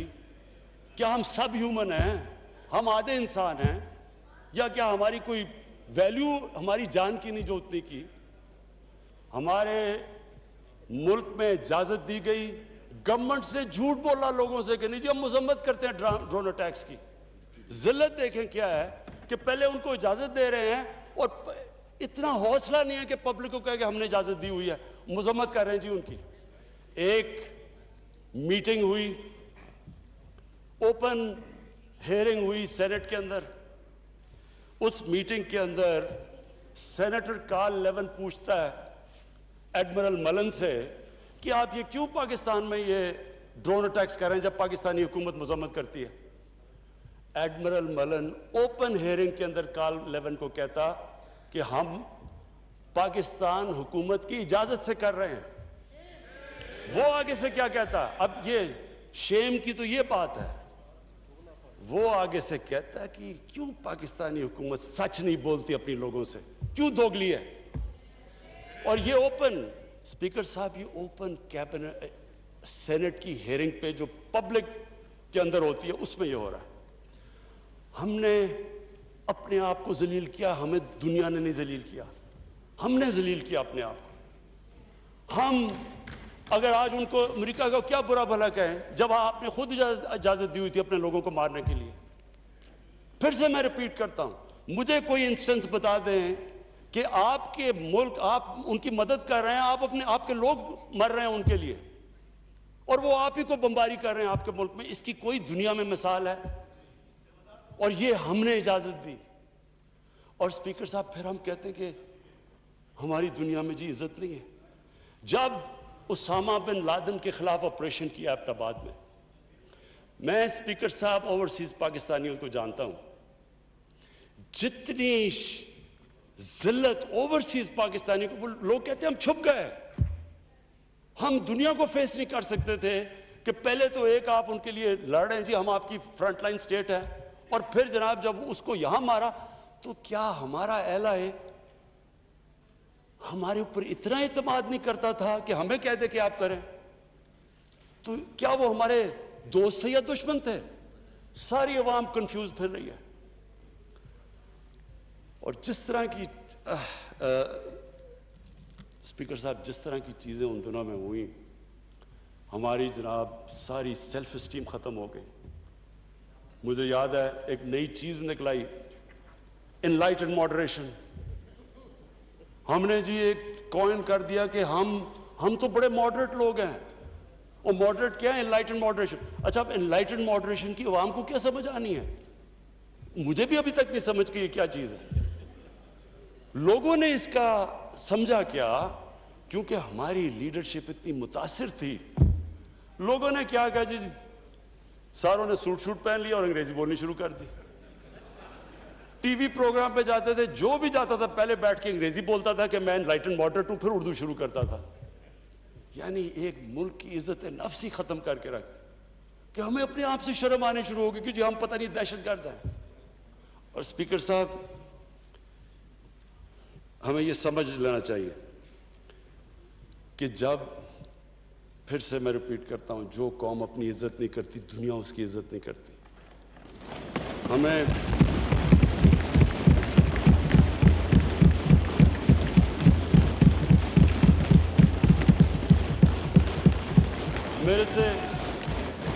मेरे से पूछा गया जी कि आप पाकिस्तान बेसिस देगा अमेरिका को?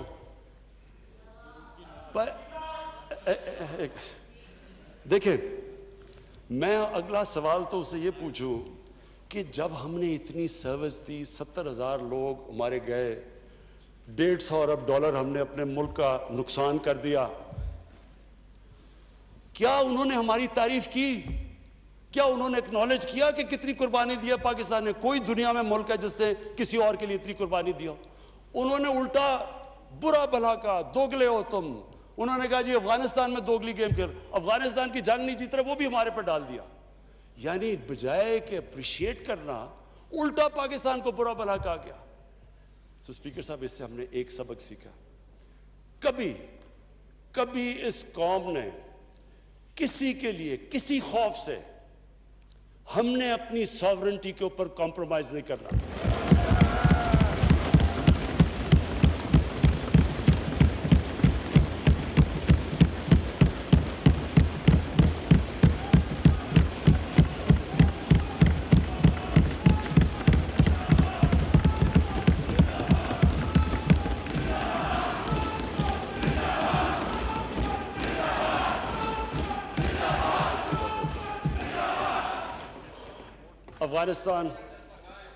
افغانستان یہ واقعی ہمارے لیے ایک بڑا مشکل اب وقت آ رہا ہے. میں اپنی ساری قوم کے سامنے یہ چیز کہنا چاہتا ہوں. ہم نے جتنی اور اب یہ بھی میں کہہ دوں کہ ہمارا جو ہمارا اور امریکہ کا اس وقت انٹرسٹ ہے وہ ایک ہی افغانستان میں.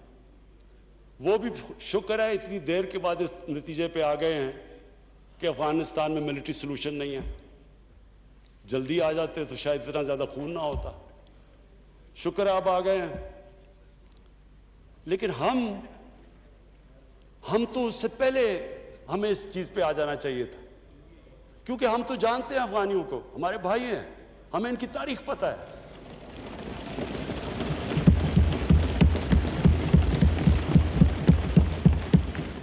کبھی افغانستان نے باہر سے انٹرفیئرنس ایکسیپٹ نہیں کی, چاہے وہ انگریزوں کا دیکھ لیتے 19 سینچری میں, چاہے روسیوں کا دیکھ لیں, سوویٹس کا, اور چاہے یہ جو اتنی لمبی ساری امریکہ کی تاریخ میں سب سے بڑی جنگ کے بعد وہ بھی اس نتیجے پہ پہنچ گئے کہ کوئی ملٹری سلوشن نہیں تھا. ہمیں اگر ہم پرو ایکٹیو ہوتے, ہم اس وقت ایک خوددار حکومت کھڑی ہو کے کہتی کہ یہ آپ بالکل غلط کر رہے ہیں, اگر ہم کرتے ہم ان کو بچا لیتے, ادھر سے بھی خون کو بچا لیتے جو ہوا ہے وہاں افغانیوں کا, اور دوسری طرف ان کو بھی ایک بہتر ٹائم پہ یہ نکل سکتے تھے. اب ہوا کیا ہے کہ انہوں نے جب فیصلہ کیا کہ جی کوئی ملٹری سلوشن نہیں ہے, ایگزٹ ڈیٹ دے دی کہ ہم جا رہے ہیں. اب جب وہ جا رہے ہیں تو پاکستان کو کہہ رہے ہیں کہ جی کسی طرح آپ ان کو ٹیبل پہ لے آؤ.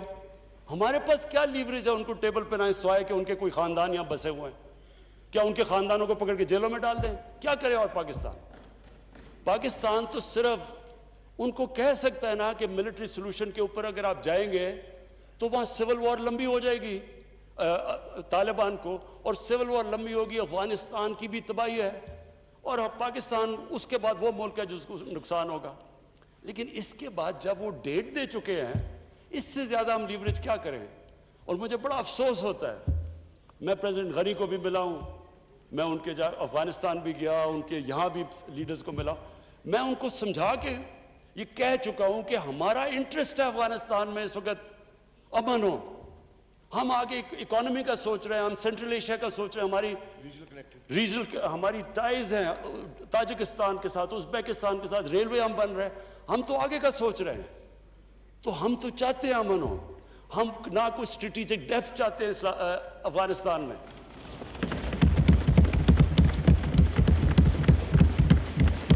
ہم نہ کوئی فیوریٹس چاہتے ہیں, نہ ہم کوئی پارٹیز کو چوز کرنا چاہتے ہیں. جو افغانستان کے لوگ چاہتے ہیں ہم ان کے ساتھ ہیں.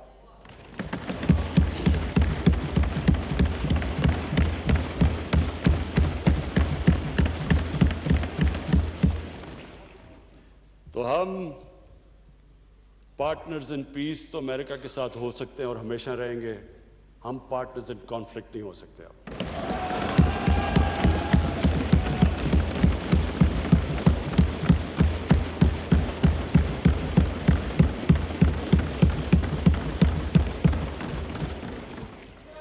اسپیکر صاحب, اب میں صرف دو آخر میں اپیل کرنا چاہتا ہوں. ایک تو اپنے اوورسیز پاکستانیز کو, سب سے پہلے تو ان کا شکریہ ادا کرنا چاہتا ہوں کہ جس طرح انہوں نے ریمیٹنسز, ریکارڈ ریمیٹنسز پاکستان میں بھیجی. آج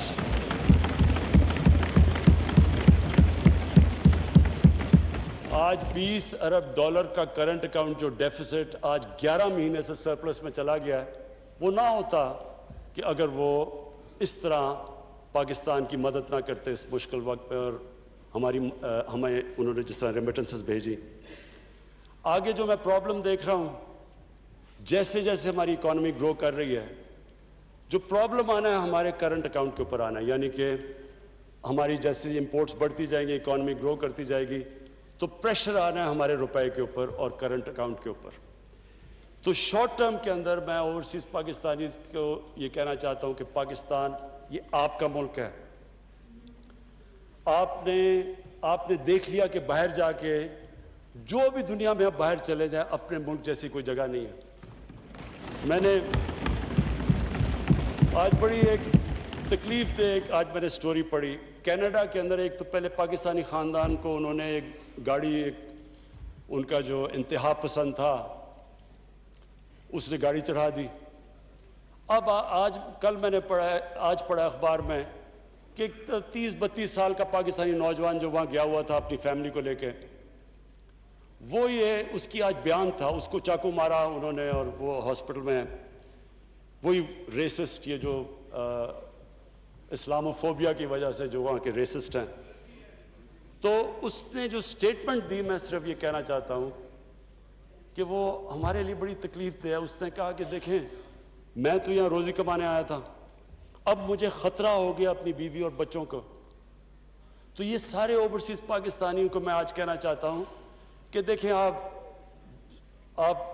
हम बदकिस्मती से आपको नौकरियां यहां नहीं दे सके, आपको बाहर जाना पड़ा, और आप वहां काम भी अच्छा कर रहे हैं, कई बड़े एक्सेल कर चुके हैं।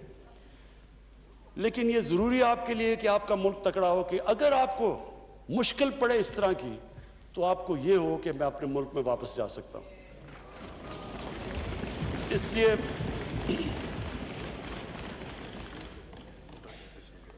काशिफ उस लड़के का नाम था। तो मैं ये चाहता हूं कि हमारे ओवरसीज, अब हम पाकिस्तान सही रास्ते पर निकला हुआ है नहीं है। मैंने आज बड़ी एक तकलीफ दे आज मैंने स्टोरी पढ़ी। कनाडा के अंदर एक तो पहले पाकिस्तानी खानदान को उन्होंने एक गाड़ी, उनका जो इंतहा पसंद था, उसने गाड़ी चढ़ा दी।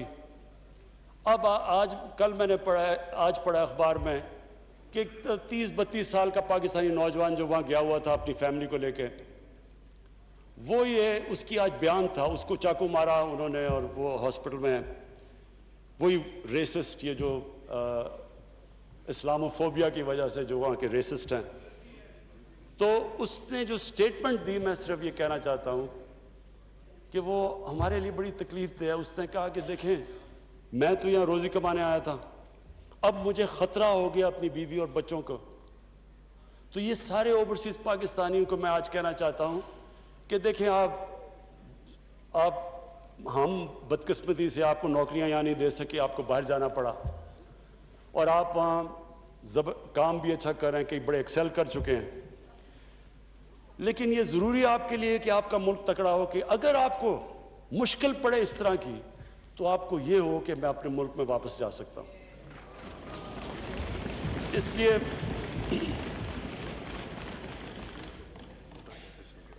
काशिफ उस लड़के का नाम था। तो मैं ये चाहता हूं कि हमारे ओवरसीज, अब हम पाकिस्तान सही रास्ते पर निकला हुआ है। मैं चाहता हूं कि आप पूरी तरह इस मुल्क की इसमें इन्वेस्ट करें, बिजनेसेस खोलें। हम अब पूरी तरह, मैं खुद लीड कर रहा हूं कि हम हर किस्म की रुकावटें दूर करें आपके लिए, रेगुलेशंस काम करें, ईज ऑफ डूइंग बिजनेस करें, ताकि आप आएं, बैंकों में हमारे पैसे रखवाएं। क्योंकि ये जो शॉर्ट टर्म हमारा करंट अकाउंट के ऊपर जो प्रेशर पड़ेगा, वो सिर्फ और सिर्फ ओवरसीज पाकिस्तानी शॉर्ट टर्म में कर सकते हैं। उसके बाद फॉरेन इन्वेस्टमेंट भी है, हमारी एक्सपोर्ट्स। मुझे बड़े फख्र से मैं कहता हूं कि जो एक्सपोर्ट्स के अंदर अब जो ऊपर गई हैं, तो हम आहिस्ता आहिस्ता तो उस सही रास्ते पर निकल चुके हैं कि एक्सपोर्ट लेड ग्रोथ। लेकिन थोड़े वक्त के लिए मैं अपने ओवरसीज पाकिस्तानी को अपील करूंगा, और उसके बाद मैं अपनी कौम से, अब मैं ये मेरे लिए काफी मुश्किल चीज है ये जो मैं कहना चाहता हूं कि देखें, जब एक मुल्क का सरबराह बाहर जाके दूसरे मुल्कों में मुल्क के लिए कर्जे या पैसे लेना चाहता है, ये मेरी 3 साल में 2 महीने कम जो अभी पीरियड गुजरा है, सबसे मुश्किल पीरियड होता है कि आप लोगों से जाके कर्जे मांग रहे हैं, पैसे मांग रहे हैं मुल्क के लिए। ये چلے میرے لیے تو ہے مشکل، لیکن یہ قوم نیچے جاتی ہے. جس قوم کا لیڈر جا کے پیسے مانگ رہا ہے وہ قوم کی کیا حیثیت ہے؟ تو میں اپنے لوگوں سے کہنا چاہتا ہوں کہ دیکھیں، آپ سب چاہتے ہیں کہ پاکستان عظیم قوم ہو. آپ وہ لوگ ہیں جو دنیا میں 4-5 ملک ہیں جو سب سے زیادہ خیرات دیتے ہیں. یہ وہ ملک ہے، اور میں سب سے بڑا ریسیپینٹ ہوں. شوکت حرم کے لیے پیسے اکٹھے کرتا ہوں، نمل یونیورسٹی کے لیے پیسے اکٹھے کرتا ہوں. 2 ہاسپٹل بن چکے، تیسرا کراچی میں سب سے بڑا ہاسپٹل، سب کے لیے پیسے دیتے ہیں. اتنے کھلے دل کے لوگ نہیں ہیں دنیا میں جتنے یہ ہیں.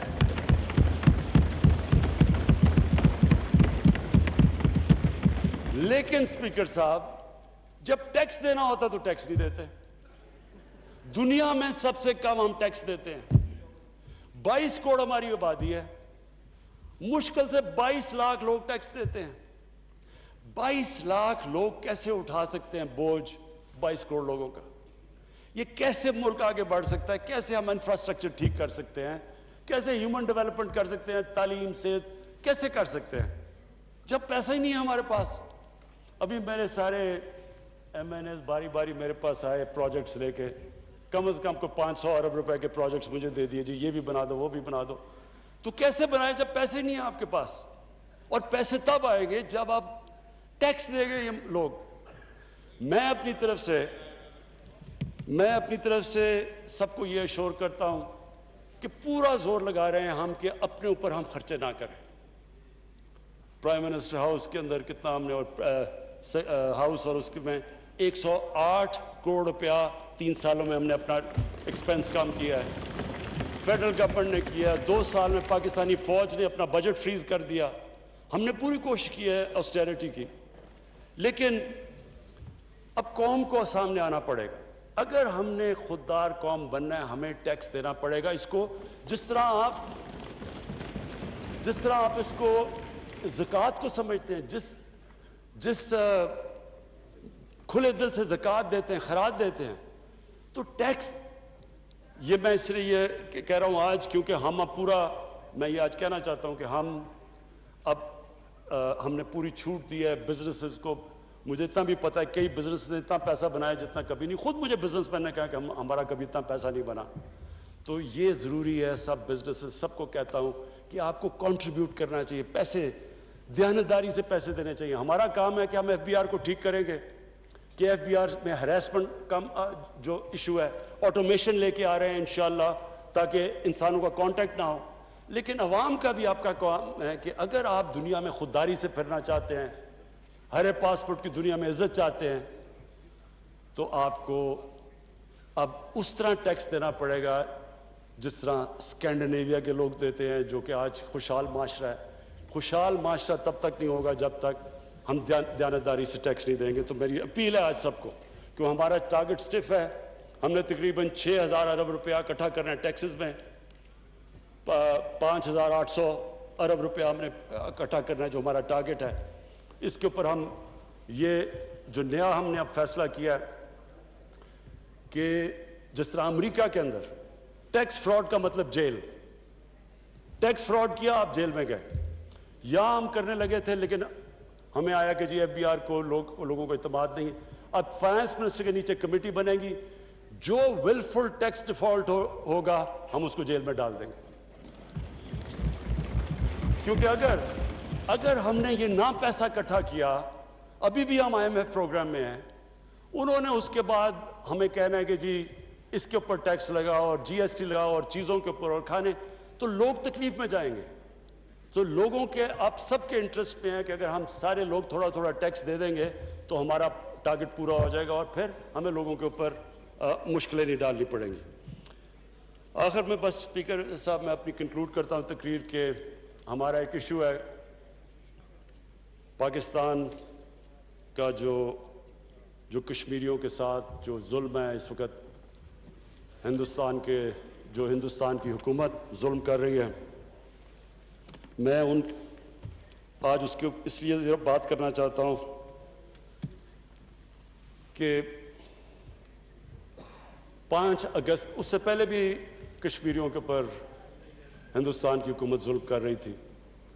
پیلٹ گنز کا استعمال، لوگوں کو اٹھا لینا، ان کو ایک ایسا ٹریٹ کرنا ہے جیسے جب سے یہ بی جے پی کی حکومت آئی ہے، یہ جو آر ایس ایس کا ایجنڈا ہے، ان کو ہر قسم کی تکلیف میں تھا، لیکن 5 اگست کے بعد ظلم کی انتہا ہو گئی۔ تو میں آج اس پلیٹ فارم سے اس لیے ان کا نام لینا چاہتا ہوں کہ انہوں نے بڑی قربانیاں دی۔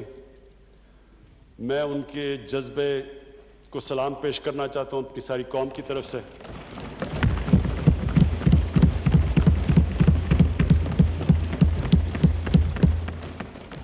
کوئی نہیں یہ سمجھ رہا تھا کہ جس طرح کا انہوں نے جو 80 لاکھ کشمیریوں کے اوپر 8 لاکھ ہندوستان کی فوج بٹھا دی اوپر جا کے، اور ہر تھوڑی دیر کے بعد ایکسٹرا جوڈیشل کلنگ کرتے ہیں، ان کو ڈرایا دھمکایا، لوگوں کو، نوجوانوں کو پکڑ کے باہر لے گئے، ان کی لیڈرشپ کو اندر ڈالا۔ کوئی نہیں سمجھ رہا تھا کہ وہ سٹینڈ لے، وہ کھڑے ہوں گے۔ تو آج اس ہال سے میں کہنا چاہتا ہوں کہ سارا پاکستان ان کشمیر، ان دلیر کشمیریوں، ان کی خاص طور پہ خواتین جس طرح وہ کھڑی ہوتی ہیں، جس طرح وہ باہر جاتی ہیں، ڈیمونسٹریٹ کرتی ہیں، ان کے جو بچے ہیں، نوجوان ہیں، ہم سب ان کے ساتھ کھڑے ہیں۔